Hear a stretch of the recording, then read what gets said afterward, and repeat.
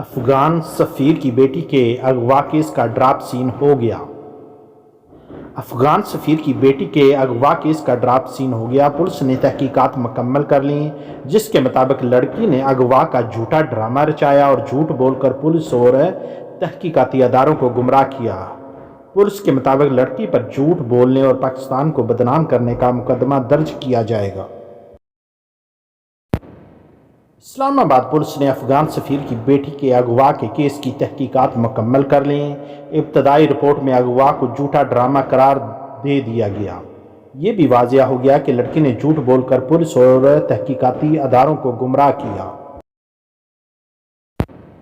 Police نے 4 taxi drivers, دکاندار، juice اور آئس کریم والے سمیت 11 مختلف گواہوں کے بیانات قلم بند کر لیے۔ گواہوں کے بیانات، سیف سی ٹی اور سی سی ٹی وی فوٹیج کے مطابق لڑکی سلسلہ خیل اپنی مرضی سے آزادانہ گھومتی پھرتی دکھائی دیتی ہے۔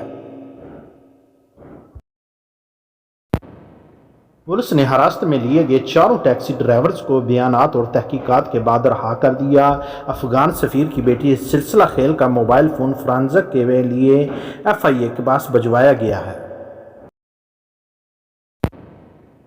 پولیس کے مطابق افغانی سفیر اور ان کی بیٹی نے تحقیقات میں تعاون نہیں کیا۔ جب انہیں تحقیقات کے لیے بلایا گیا تو وہ بغیر بتائے ملک چھوڑ چکے تھے۔